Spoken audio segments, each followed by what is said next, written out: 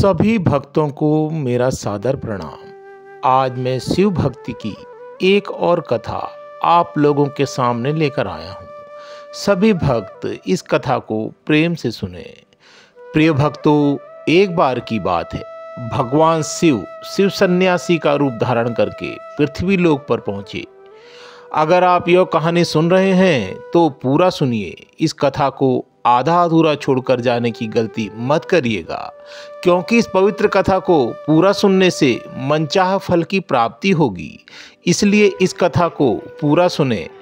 आप शिव भक्त हैं तो भगवान भोलेनाथ का अनादर ना करें और एक कुटिया में जाकर रहने लगे।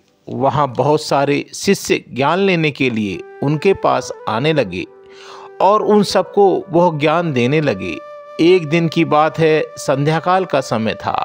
शिव सन्यासी अपने सभी शिष्यों को बुलाते हैं और कहते हैं, कल सुबह सब लोग नदी में स्नान करने के बाद हमारी कुटिया के सामने उपस्थित हो जाना। सब इस तरह हैरान हो जाते हैं कि हम लोगों ने कुछ गलती की है। क्या गलती की है किसी को मालूम नहीं, लेकिन सभी यह कहते हैं कि हो सकता है कि शिव सन्यासी कल सुबह कुछ अच्छी बात बताने वाले हैं। सब लोग रात को सही समय पर सो जाते हैं और सुबह उठकर सभी लोग नदी में स्नान करने के बाद वापस शिव सन्यासी के सामने उपस्थित हो जाते हैं। शिव सन्यासी कहते हैं, आज हम तुम सभी को चुप रहने के फायदे के बारे में बताऊंगा। शिव सन्यासी कहते हैं, जीवन में 10 मौके होते हैं जहां पर चुप रहने से लाभ होता है और बोलने से नुकसान। शिव सन्यासी कहते हैं, अगर आप इन 10 मौक़ों पर शांत हो गए यानी मौन हो गए तो आप जो चाहेंगे वही मिल जाएगा। आपकी ज़िंदगी में चमत्कारिक बदलाव शुरू हो जाएगा। ज़रूरत से ज़्यादा बोलना या चुप रहना दोनों ही अच्छी बात नहीं है। जैसे ज़रूरत से ज़्यादा बारिश का होना फिर ज़रूरत से ज़्यादा धूप का होना दोनों दिक्कत दिखाती हैं, उसी तरह अनावश्यक बोलने से भी काफ़ी नुकसान होता है। शिव सन्यासी कहते हैं कि पहला ऐसा मौका आता है जहां पर व्यक्ति को चुप रहना चाहिए, बिना तथ्य के ना बोले। शिव सन्यासी ने कहा, अगर आपके पास कोई तथ्य नहीं है तो वहां चुप रहने में ही भलाई है। चुप बैठने से दिमाग में नई कोशिकाओं का निर्माण होता है और इससे ज्ञान की वृद्धि होती है। बोलने में भलाई वही है जहां आपको किसी चीज़ के बारे में पूरा ज्ञान हो। अगर आप बिना तथ्य के कहीं बोलते हैं या फिर बेवजह बोलते हैं तो आपका वहां मजाक ही बनता है। अगर आपके पास पर्याप्त जानकारी नहीं है, ऐसी जगह में बोलने से आपका मजाक तो बना रहेगा, साथ ही साथ लोगों का भरोसा भी आपसे उठने लगेगा। इसलिए ऐसी जगह पर शांत रहो जहां तुम्हें पता ना हो कि क्या बोलना है और क्या नहीं। कई बार कुछ लोग ऐसे होते हैं जो हर जगह अपनी उपस्थिति बताने लगते हैं। उन्हें पता नहीं होता है कि हमें क्या बोलना है, लेकिन फिर भी बोलते जाते हैं और बाद में दूसरे लोग उनके जाने के बाद उनका मजाक उड़ाते हैं। जब तक आपको उस तथ्य के बारे में अच्छा ज्ञान नहीं है, उसके बारे में पता नहीं है, तो वहाँ चुप रहना ही ज़्यादा समझदारी है। शिव सन्यासी ने कहा, दूसरा ऐसा मौका आता है जहाँ पर व्यक्ति को चुप ही रहना चाहिए, जहाँ पर शब्दों से ठेस पहुँचे। अगर आपके शब्द किसी को मानसिक ठेस पहुँचा रहे हों तो वहाँ चुप हो जाना चाहिए। कमज़ोर व्यक्ति के बारे में कुछ भी बोलकर आप महान नहीं बन सकते। महान आप किसी कमज़ोर का साथ देने से बनेंगे। कई बार होता है कुछ लोग अपने से छोटे व्यक्ति को भला बुरा कहने लगते हैं। सामने वाला इंसान कद में आपसे हो छोटा है, वो आपको कुछ नहीं बोलेगा, लेकिन आप उसकी नज़रों में गिरते चले जाएंगे। हो सकता है कि कल वह भी आपसे पद में बड़ा हो जाए।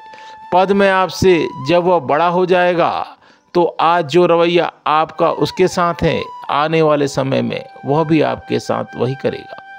आप किसी को नीचा दिखाकर बड़ा नहीं बन सकते।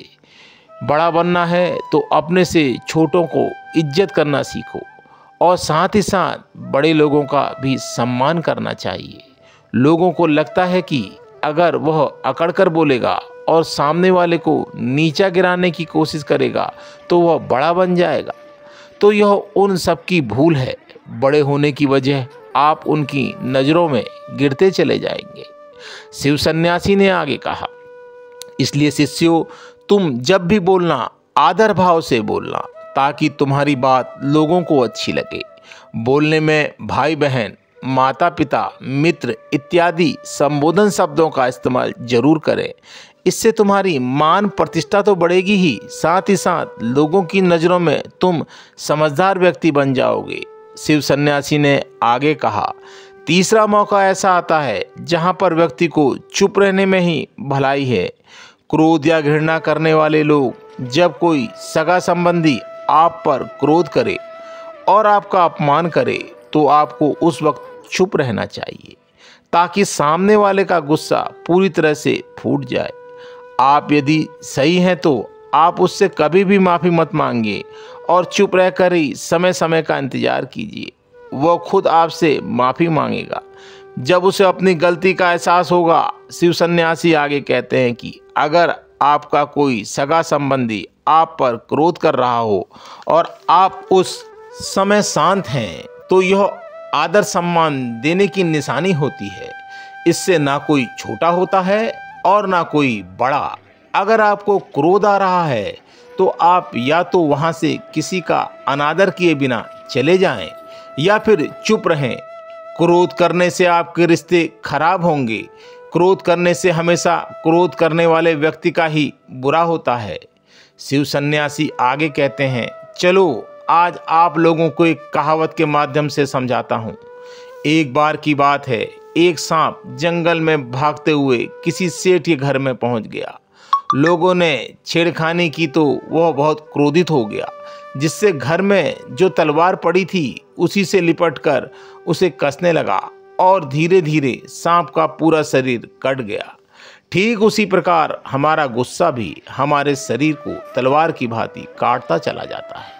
प्रतिदिन अगर आज की ध्यान मुद्रा में बैठते हैं तो आपका गुस्सा आपके नियंत्रण में रहेगा।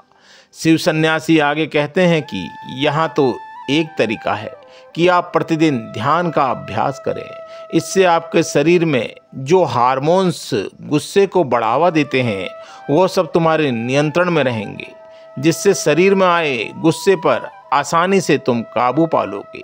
लेकिन एक तरीका यह है कि जब भी आपको गुस्सा आए तो आप यह समझने का प्रयास करें कि यह मेरा गुस्सा जायज़ है या नहीं, हमें यहाँ पर बोलना चाहिए कि नहीं। जब आप खुद इस बात का आकलन लगा पाएंगे तो आपको खुद पता चल जाएगा कि हमें गुस्सा करना चाहिए या नहीं।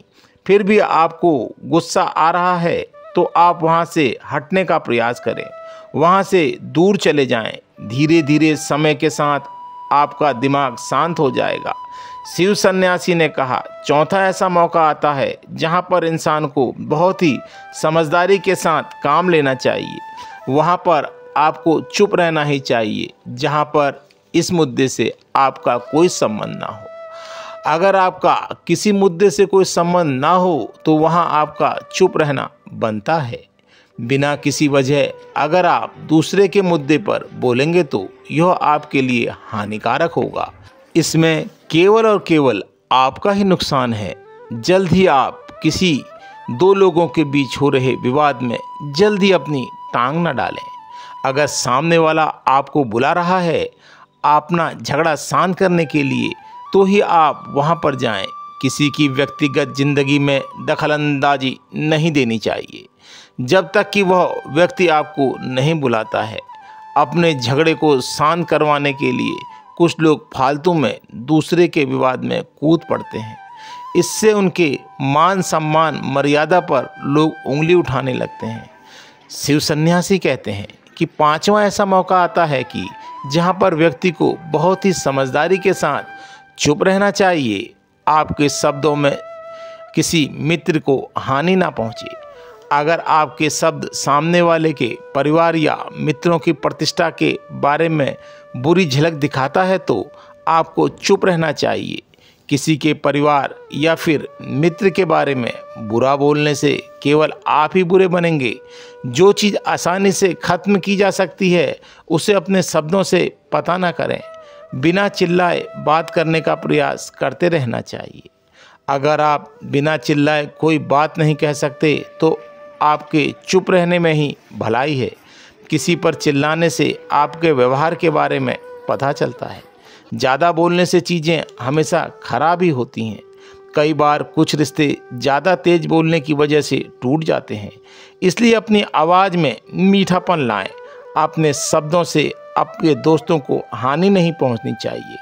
कभी कभी दोस्त की जब हम मजाक उड़ाते हैं तो आपके शब्दों से किसी का अनादर ना हो, यह बात ध्यान में रखनी चाहिए। मजाक को भी हमेशा शब्दों के मायने में ही रखें। जहाँ किसी के शब्दों से किसी को चोट लगे वहाँ पर चुप हो जाना चाहिए। ज़्यादा बोलने से हमें हमेशा नुकसान ही होता है और किसी की प्रतिष्ठा को अपने शब्दों के माध्यम से उसे हानि नहीं पहुंचानी चाहिए। यदि आपके शब्दों से किसी और की प्रतिष्ठा को ठेस पहुंच रही है तो वहां पर आपके चुप हो जाना चाहिए। जब कोई व्यक्ति आपके सामने नहीं है तो आप उस व्यक्ति के बारे में बुरे शब्द किसी तीसरे व्यक्ति के सामने ना बोलें। शिव सन्यासी कहते हैं, छठा मौका ऐसा आता है जहां पर व्यक्ति को चुप रहना चाहिए। जब कोई कर रहा हो किसी की बुराई, तब कोई आदमी आपके सामने तीसरे व्यक्ति की बुराई कर रहा हो, तब वहां पर चुप रहना चाहिए, केवल सुनना चाहिए। अपनी राय व्यक्त नहीं करनी चाहिए, क्योंकि जो आज आपके सामने किसी तीसरे की बुराई कर रहा है वह कल किसी और के सामने आपकी बुराई भी कर सकता है। यदि आपने कुछ कहा तो नीति शास्त्र के अनुसार जो आपके मुंह को बंद रखता है और बुद्धि से काम करता है वही इंसान समझदार होता है। बिना ज़रूरत के बोलना किसी के बारे में, किसी के बीच में, यह गलत बात है। कभी कभी हमारे लिए बुद्धिमानी इसी में होती है कि हमें अपना मुंह ऐसी जगह पर नहीं खोलना चाहिए। शिव सन्यासी आगे कहते हैं कि सातवां ऐसा मौका आता है जहां पर व्यक्ति को चुप रहना चाहिए। जब कोई नहीं समझे आपकी भावना, यदि आपको लग रहा है कि कोई व्यक्ति आपकी भावना, दुख या परेशानी को शब्दों में नहीं समझ रहा है, यदि आपको लग रहा है कि सामने वाला व्यक्ति आपकी भावनाओं या दुख को या आपकी परेशानी को समय नहीं दे पा रहा है या समझने का प्रयास बिल्कुल भी नहीं कर रहा है या तो आपका ध्यान से सुन नहीं रहा है, तो ऐसे व्यक्ति के सामने आप चुप रहें, क्योंकि ऐसे लोगों को आपकी भावनाओं या दुख से कोई मतलब नहीं होता। ऐसे लोग को अपना राज बताकर आप पछताएंगे। इसलिए हर किसी को अपने मन की बात कभी नहीं बतानी चाहिए। अगर आपको लग रहा है कि सामने वाला आपकी बातों को, आपकी भावनाओं को नहीं समझ पा रहा है, वहाँ पर आपको नहीं बोलना चाहिए। जब आपको लगने लगे कि सामने वाला आपकी भावनाओं को ठीक तरीके से समझ रहा है, आप जो कर रहे हैं वो ठीक से सुन रहा है, तभी आप उससे अपनी दिल की बात कहें। शिव सन्यासी कहते हैं, आठवां मौका ऐसा आता है जहाँ पर आपको चुप रहना चाहिए। जब कोई इंसान अपना दुख व्यक्त करे, यदि कोई इंसान अपने दुख की परेशानी को बताए, तो वहाँ इसका मतलब यह है कि वह आपको अपना समझ रहा है। ऐसे में तुरंत ही उसे समाधान बताने की बजाय चुप रहकर उसके दुख या समस्याओं को सुनें। उसके दुख या समस्याओं को किसी और को ना बताएं। वह इसलिए नहीं बता रहा है कि उसकी समस्या का समाधान कर देंगे, बल्कि वह आपको इसलिए बता रहा है कि सामने वाला उसकी बात को समझ रहा है। कई बार बताने से दुख कम हो जाते हैं। आपको अपना दुख इसलिए बता रहा है कि उसे लग रहा है कि आप उसकी बात को समझ रहे हैं। दुख बांटने से कम हो जाता है। इसलिए जब कोई व्यक्ति अपना दुख आपसे व्यक्त करे तो आप चुप होकर उसकी बातों को बहुत ही ध्यान से सुने, ताकि उसके दुख कम हो जाएं, उसके मन का बोझ हल्का हो जाए, क्योंकि उसके मन में जो भी बातें थी वह आपको सब बता दी। शिव सन्यासी आगे कहते हैं कि वैसे नवा मौका ऐसे आता है जहाँ पर आपको चुप रहना चाहिए। जहाँ पर दुष्ट लोग रह रहे हों और गाली गलौज कर रहे हों तो आप वहाँ पर मत जाइए। ऐसी जगह पर आप चुपचाप निकल जाइए, अर्थात आपकी प्रतिक्रिया दिए बिना आप वहाँ से हट जाएं, क्योंकि जिसकी ज़बान खराब होती है उन्हें दुष्ट लोग कहते हैं। उनको आप ऐसे समय में नहीं समझा सकते। जब आपका दिमाग पूरी तरह से शांत हो जाए तभी वह आपकी बातें सुनेंगे। इसलिए जहाँ पर दुष्प्रवृत्ति के लोग आपकी बातों को ना मानते हों और ना ही सुनते हों तो आपको वहाँ पर नहीं बोलना चाहिए। शिव सन्यासी कहते हैं कि 10वां ऐसा मौका आता है जहाँ पर आपको शांत हो जाना चाहिए। अपनी सफलता का राज किसी और को ना बताएं। कई बार होता है कि कुछ लोग जो सफलता को बहुत ही जल्दी अर्जित कर लेते हैं, हर जगह अपनी सफलता का ढिढोरा पीटने लगते हैं। ऐसे में क्या होता है कि कई लोग आपकी सफलता से खुश नहीं होते हैं। अगर आप अपनी सफलता को ज़बरदस्ती लोगों में ढिढोरा पीटते हैं तो लोगों की नकारात्मक ऊर्जा आपको प्रभावित कर सकती है।